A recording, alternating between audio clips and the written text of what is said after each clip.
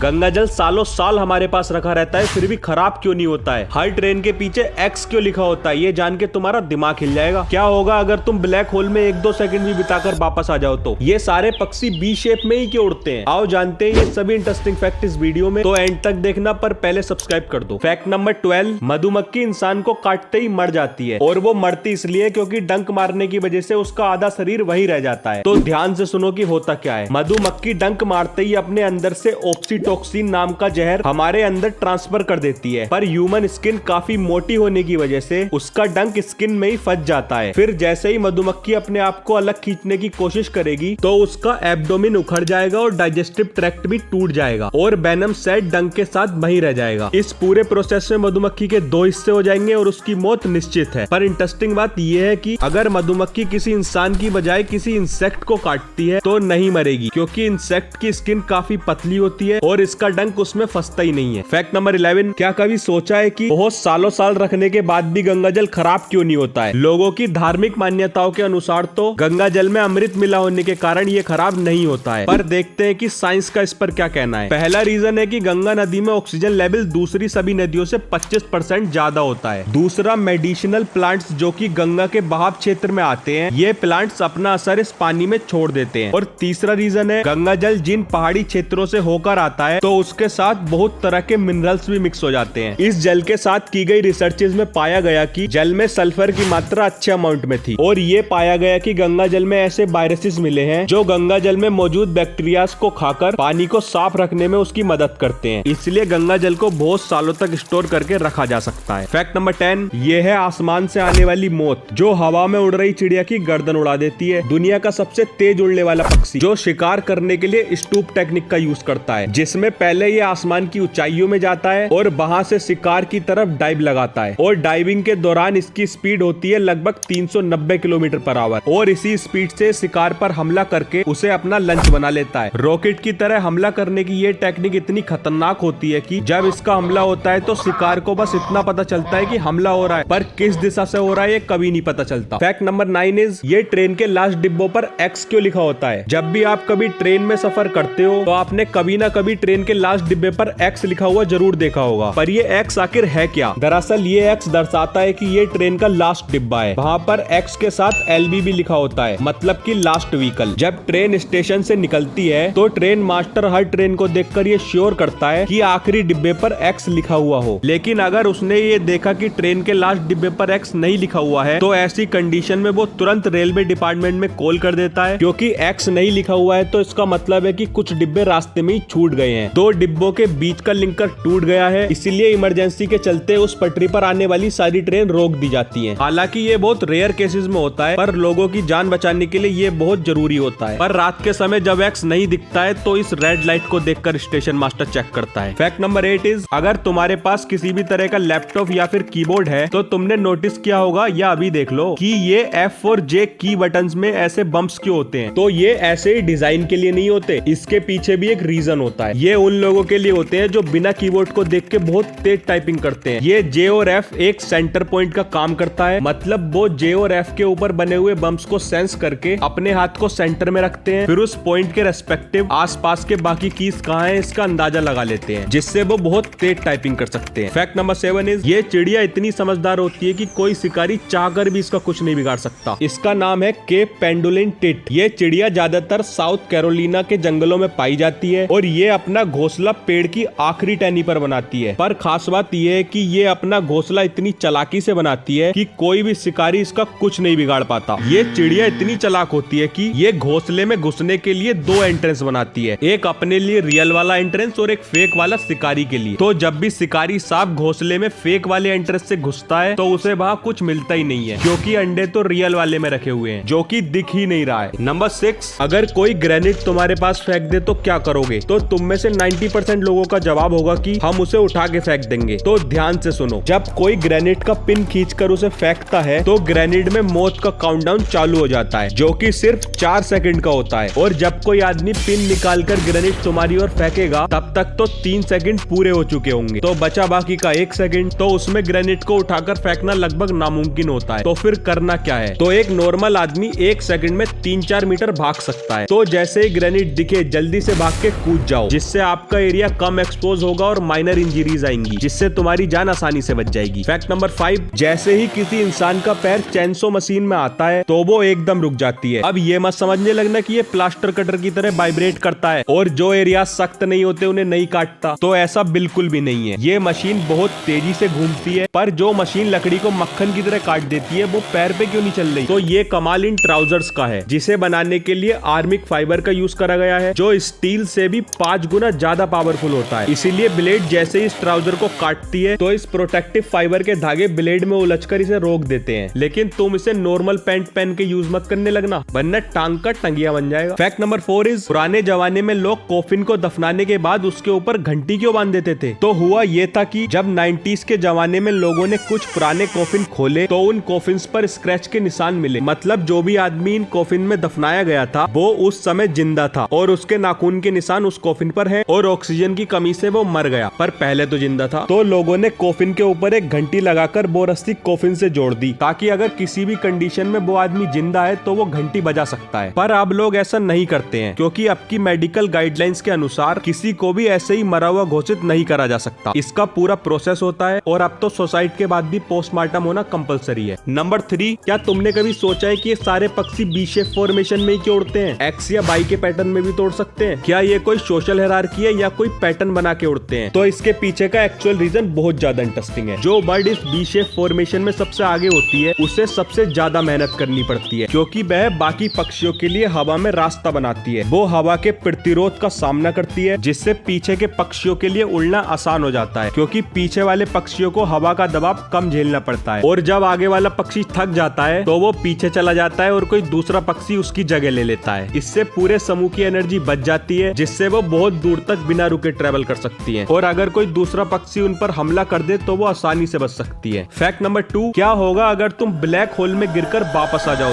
तो time dilution के principal के हिसाब से जहाँ ग्रेविटी का फोर्स सबसे ज्यादा होता है वहाँ टाइम सबसे स्लो काम करता है, और पूरे यूनिवर्स में ब्लैक होल सबसे ज्यादा ग्रेविटेशनल फोर्स पोसेस करता है, तो वहाँ टाइम बहुत ही ज्यादा स्लो काम करता है, जैसे कि हमने इंटरस्टेलर मूवी में देख ही रखा है। और ब्लैक होल में से गिरकर वापस आना पॉसिबल ही नहीं है, पर फिर भी हम मान लेते हैं कि तुम जाकर वापस आ जाते हो, तो चाहे तुम ब्लैक होल के अंदर 1-2 सेकंड के लिए ही क्यों न गए हो, पर वापस आने पर लाखों या करोड़ों साल बीत चुके होंगे। पूरी दुनिया बदल चुकी होगी और तुम कुछ ही समय में मर जाओगे, क्योंकि तुम्हारा शरीर उस नए यूनिवर्स को सर्वाइव करने के लिए तो इवॉल्व भी नहीं हुआ है। फैक्ट नंबर 1, क्या तुमने वो कहानी सुनी है जिसमें सर आइजैक न्यूटन के सर पर सेब गिरता है, फिर उन्हें आइडिया आता है कि ये सेब नीचे ही क्यों गिरा, और फिर वो ग्रेविटी को डिस्कवर करते हैं, जो तुम आज भी अपनी क्लासेस में पढ़ते हो। हाँ, वही एप्पल ट्री आज भी एग्जिस्ट करता है और उसे एक बाउंड्री से घेर दिया गया है, क्योंकि ये एक हिस्टोरिकल ट्री है। और भी ऐसे ही अमेजिंग फैक्ट देखने हैं तो इन दोनों वीडियो में से कोई सी भी एक पर क्लिक कर दो और सब्सक्राइब करके जाना।